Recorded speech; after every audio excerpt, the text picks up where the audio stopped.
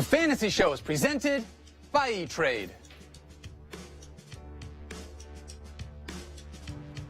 And now, your host, Matthew Berry! Thank you, Jeff the Fish. In addition to being the 20th anniversary of Titanic, it is also Friday. We've got crystal ball projections. Dan Graziano coming by to tell us all the latest information for week number 13. Plus, we look back to whatever that was the Redskins did on Thursday night. But first, Secret Scroll today's show will be... Ooh, it looks like, sunk by an iceberg. Bummer, Matthew. It has happened before. Welcome, viewers. Time now for my least favorite recurring segment on the Fantasy Show. Matthew breaks down another disappointing Redskins performance. Matthew breaks down another disappointing Redskins performance. Really wish we didn't have a need for that graphic. Anyway, my Redskins going forward, right? Vernon Davis no longer a thing, right? From weeks 9 to 11, he averaged 70 yards, 12 fantasy points per game. But since then, 2 catches in 2 weeks. With Trent Williams and Morgan Moses, the latest Redskins lineman to be injured, you could see more Niles Paul going forward. He's considered the better blocking tight end. Davis should not be in lineups moving forward. Now, despite having one of the worst first halves in the history of halved football, Jamison Crowder, still the Washington receiver you want. He stabilized as the game went on. It was his 5th straight game with at least 7 targets. And while Josh Dotson got his 5th touchdown, he had just 3 receptions. Dotson remains the extremely poor man's Will Fuller, a huge risk to have in your lineup because of his lack of consistency. I will say I love him, however, in dynasty leagues. But you know what? I'm still aboard the Samaje Perine train. Yes, only had 12 carries, but more of a game flow issue. I like the fact that he caught 3 balls for 31 yards in this one, and while the offensive line issues, obviously a concern, Perine remains a solid RB2 going forward. Now, let's move on to the evil Dallas Cowboys. Hey, by the way, this is not bitter, jealous Barry talking here, I promise. But you know what, honestly, Dak Prescott still looked kind of meh to me. 11 of 22 passing, barely 100 yards, and 1 decent run. Maybe it was how well Dallas was running the ball. Maybe that hand hurt more than they let on, but averaging just 7.5 fantasy points per game over his last 4, he's still just a QB2 going forward. 11 different games now with under 75 yards receiving for Dez Bryant. He does get into the end zone in this one for the first time in 6 games. Dez remains a touchdown-dependent wide receiver too. But Alfred Morris, proving to be one of the great impressionists of our time. He's doing a great Ezekiel Elliott impression, 127 yards on 27 carries. Let's see you run for 120 yards, Rich Little. Morris is a set-it-and-forget-it RB2 until Elliott comes back. I like their schedule the next 2 games. And you know what? That's it. That is all I have to say on this game. This has been Matthew Breaks Down another disappointing Redskins performance with explosions! So I have this cheese head on set for days like today, you know? Cheese, of course, a great comfort food, and you're probably in need of some comfort right now if you have any Packers running backs on your fantasy roster. First off, Ty Montgomery. He opened the season as Green Bay's top back. He's already been declared out for Sunday, the 3rd straight game he's going to miss. But even with Montgomery out of the picture, there's still not full clarity with Green Bay's backfield. Jamal Williams, one of the biggest waiver adds in recent weeks, coming off a Week 12 performance, which he put up 29.5 fantasy points. But the reason he was a big waiver ad was because Montgomery and Aaron Jones both banged up. Jones, who had a couple of 20-point games earlier in the season but hasn't played since Week 10, back practicing this week and could potentially be in the mix on Sunday. So what do? All I can tell you right now is keep an eye on the injury reports right up until kickoff on Sunday morning, including on Fantasy Football Now. With Jones and Montgomery the last 2 weeks, with them been out, Jamal Williams has played 85% of snaps. And if Jones is out again on Sunday, Williams would be a low-end RB1 and a very nice DFS option against a bad Buccaneers run defense that has allowed 5 different running backs to have at least 20 fantasy points in a game, tied for the 2nd most by any team in the NFL. Now, the Packers don't practice on Friday, right? But when I spoke with our NFL Nation beat reporter Rob Demovsky, who covers Green Bay for us, he noted that Jones, frankly, did very little in practice on Thursday, and Demovsky feels like it will probably be another week before we see Aaron Jones. But hey, you never know. So if Jones is in action, going to be more of a running back by committee situation, Williams would become more of a flex play for me. So as we wait for the official designation about Green Bay's running game, just try and cope and pass the time with my famous bowl of Matty B's Comfort Mac and Cheese. Hey, Matthew, could you do me the honor here? Yeah, sure. Yeah, let me get some of that Oh, yeah, freshly grated styrofoam. Give me some of that. How is it? Yeah, really good. There you go.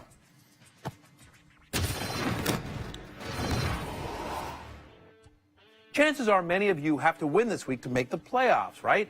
It's week 13, the final week of the fantasy regular season in most leagues. Wait, Matthew, did you say the final week of the regular season in most leagues? I sure did, Daniel.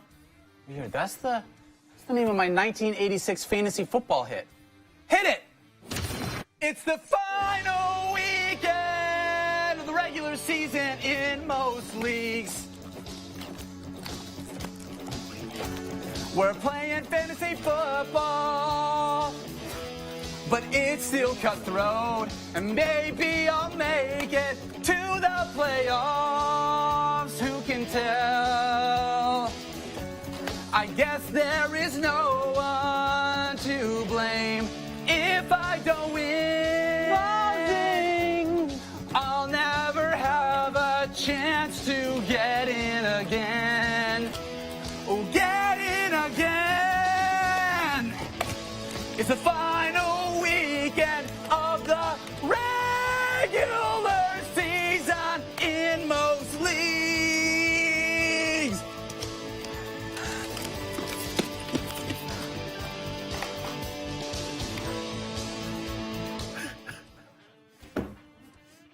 Every day I say that's the dumbest thing we've ever done on our show, but you know what? We may not top that. Well, listen, I love that song in the 80s, Daniel. And here's some other receivers that I love this week that can help you get into the fantasy playoffs. Davante Adams. You know, he's the only wide receiver to have at least 19 fantasy points in each of his last 3 games, week 10, with Brett Hundley at quarterback, at the 6th best quarterback in fantasy. And now he gets a banged-up Buccaneers secondary that has allowed the most fantasy points to opposing wide receivers by a wide margin. How about Robbie Anderson? He has scored in 5 straight games, but you know what? He's not touchdown dependent since week 8. He's the 10th leading receiver in the NFL in terms of receiving yards. He also leads the NFL in receptions of at least yards downfield. And this week, the Jets play the Chiefs. Kansas City has allowed the most receptions of at least 30 yards downfield this year. Great matchup for Robbie Anderson. Who makes the hate list? Sorry, but it's Josh Gordon. Listen, I am personally rooting for him. It is a great story, but he is not getting anywhere near my lineup except as a flyer in DFS. Look, could I see him getting one big play? Of course I could. But until we see it on the field, you cannot trust that in a critical fantasy week like this one, especially against a very good Chargers team that hasn't allowed a receiving score to a wide receiver lined up out wide since week number 5. So it's a huge week in fantasy, the last before the fantasy playoffs, and your start-sit decisions can have a huge impact.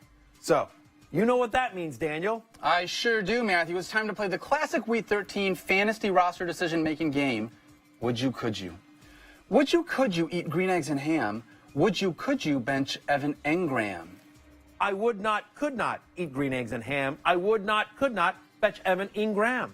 Tied for second in targets among tight ends, why drive a Pinto when you can ride in a Benz? Against the position, Oakland is 7th worst. To your lineup, he will give a burst. Next up, would you, could you flip upside down? Would you, could you start Josh McCown? Boys, I just want to say I'm loving this segment so far. Daniel Dopp is quickly becoming a super, star. I would, I could flip upside down. I would, I could start Josh McCown. Multiple D's in 6 of the last 7. Facing a bad KCD is nothing but heaven. You will be a winner I anoint against opposing quarterbacks. Chiefs allow 17 points. Last one. Would you, could you get here in a hurry? Would you, could you bench DeMarco Murray? I would, I could get there in a hurry. I would, I could bench DeMarco Murray. On the year, Texans have allowed just 3 rushing scores. Murray in your lineup will be quite the bore. Just 1.86 yards per carry over his last 4 games. Start him if you must, but you'll have yourself to blame. Now, simple it's not, I'm afraid you will find, for a mind maker upper to make up his mind. So we're telling you this because we're one of your friends. Our lineup starts where your lineup ends. So this week, don't give up. I believe in you all. A team is a team, no matter how small. We meant what we said, and we said what we meant. The fantasy show is faithful, 100%. Coming up after the break, we will give you more of these terrible rhymes you crave. Our crystal ball puppet will be back, and she'll help us predict Week 13 player performances. Stay tuned. Time for some over-under running back projections. To set the line, of course, we bring in our very own Crystal Ball. Crystal, how are you? Hectic, Matthew. This time of year, I get a lot of guys sliding into my DMs. Crystal, don't you mean rolling into Yeah. your DMs? No, sliding. It's mostly hockey pucks this time of year. I don't exclusively date other balls, you know. Wow. Okay. Wow. Did not see that one coming, but First good one. to know. All right, Jordan Howard. Yes. My Visions and car are both solar powered. 15.7 carbon-free points for Jordan Howard. A timely message, Crystal. Nice to see that. I'm taking the over here, Secret Squirrel. You think about the 49ers, great matchup here. They allow the most fantasy points to opposing running backs. I don't think the 49ers come into this Chicago and blow them out.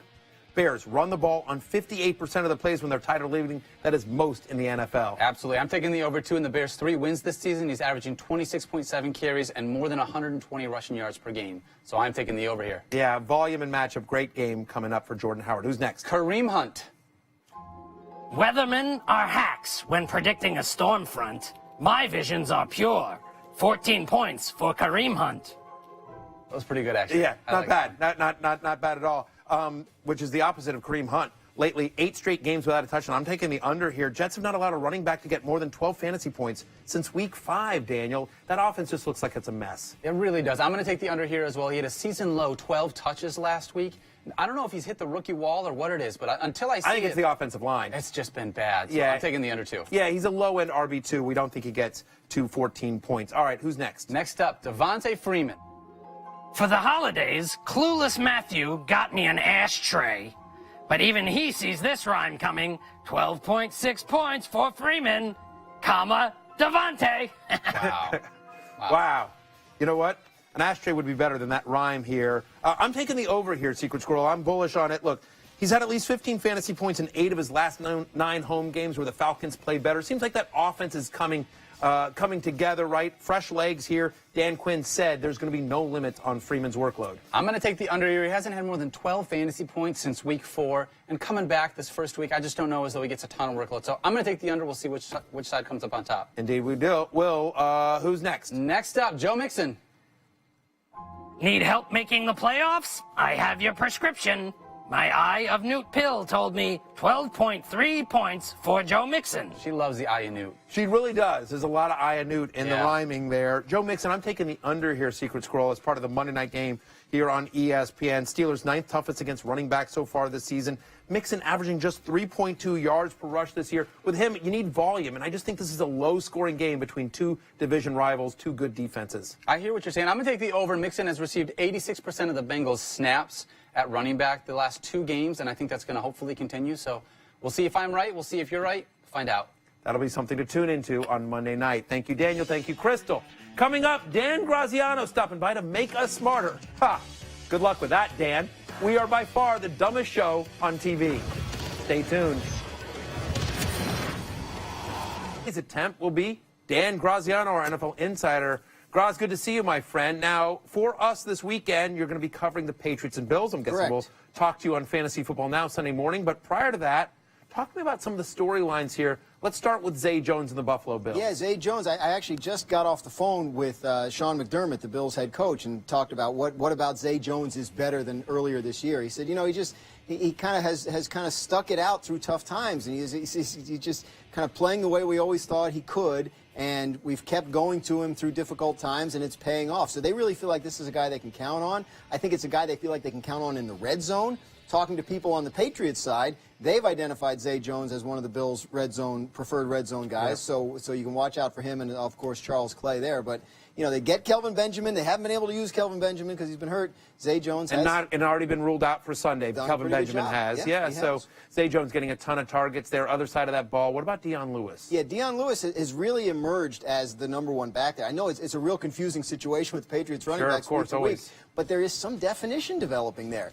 And talking to his teammates about how he's worked his way back from ACL, how he's stronger as an all-around back than he was first half of the year. You look at it, during their 7-game winning streak, there's only one back in the league that has more yards per carry after first contact, and it's Derrick Henry. So he's running tough. You know, he's a little guy, and we don't always think of him as that, but they like to run him between the tackles. They're having success with it, and the Patriots, from the people I talked to there, really do believe they can lean on him as the feature back for right now. And it's certainly a great matchup with the Bills here. I have him as a top 15 play. He's been getting double-digit carries for quite some time. Him and Burkhead have been done a real nice job for New England. Let's move to the Panthers and Saints game here. A lot of questions about injuries here. Let's start with Greg Olsen. What do we know? Well, Greg Olsen coming back off of that foot injury. You know, he came out of Sunday's game early, and he has been sort of lightly practiced this week. They're trying to sort of baby him through it, but there is going to be a chance every week that he might not be able to go. They're going to evaluate over the weekend. They're optimistic. They're hopeful that Olsen will be on the field Sunday. As of now, there's no reason to doubt that, other than he's working his way back from a very difficult foot injury, and it may just be a point where he wakes up on a Sunday and can't do it. So we have to pay attention to Greg Olsen. Certainly do, but Saints third best in the NFL against opposing tight ends. I would look elsewhere, even if Olsen is active. I'd want to see him get through a full game first. What about his teammate Christian McCaffrey? He showed up this week with a shoulder injury. I don't detect a lot of worry from the Carolina end, although they are watching it. He was back at practice on Thursday, did some practice on Friday, so they're hopeful that he can go too. This time of year, I mean, you wonder if it's nicks and bruises that you just have to, you figure back him off of practice so you have him in the game. But a new injury for McCaffrey that came up as a result of last week's game, and you wonder if it's something to watch going forward. Again, the people I talked to there don't seem too worried, but there he is on the injury report, so obviously you have to pay some attention. Quickly on this one, Crowley and Lattimore, their two corners missed last week. What do we expect from them this week? Saints corners, rookie Marshawn Lattimore, been so key for them. It doesn't look like he's going to make it for Sunday's game. Still out with that ankle injury, although it does look like Crowley will play. So that would be an upgrade for Cam Newton in the passing offense of Carolina. Let's go to the Giants and Raiders game here from two teams that are really at the elite level down to teams that have struggled so much. Who's playing wide receiver for the Raiders? Who should we expect out of Oakland to emerge here? You know, Jared Cook is already their leading receiver at the tight end position. You know all about the Giants and tight ends this year. But Johnny Holton is a name that came to my attention in making some calls and doing some research for this game. Is a guy that they think can maybe take on a little bit bigger role. He's got only 4 catches this year. Drafted second-year guy out of Cincinnati. But they think he can be a big play guy for them. And so he may be someone to watch, like if you're totally desperate, right? And or in DFS, maybe somebody to play in DFS tournaments. Anything, right? Right, yeah, exactly. So keep an eye. I mean, you know, Seth Roberts and Cordero Patterson are there, and they've been playing more, but Holton's a name that has come up in terms of people I've talked to there. Let's talk about the Giants real quickly with Geno Smith now under center, making his first start for the Giants. Obviously, that was a big story nationally with Eli Manning getting benched. Any indication as to whether Sterling Shepard will be part of this game plan, Evan Ingram? Any indication on what Geno Smith will do as part of this offense? Well, will change because it's Geno and not Eli? Yeah. I think that's a big mystery, right? I mean, he's been splitting scout team reps with Davis Webb. Sure. So who was on that scout team? I guess you can look and see, like, is he going to like Roger Lewis or Tavares King because he got Travis Rudolph with one of those guys, right? Travis Rudolph. Right. It's an unknown. I mean, look, Ingram is not super reliable, super fast and super talented, and they believe he can be a guy that can be reliable for them if he gets open. And of course, Shepard, who hasn't been able to play lately, a big part of their plan. So that ideally, those are the two main guys in the passing game. But you're right. I mean, it could be Geno like somebody we don't know yet because it's so unknown. It's week 13. You have to be safe here. I think you're starting Evan Ingram. I think the rest are risky plays. Shepard, to me, the best of the lot, to your point, but a risky wide receiver 3. Dan Graziano, great stuff as always. Thank you so much. Time now to make history. Presented by Jim Beam. Now, Jimmy Graham leads all tight ends in touchdown receptions this year. And don't expect him to run anytime soon. Graham on pace for 24 end zone targets here. That would be the most by any tight end.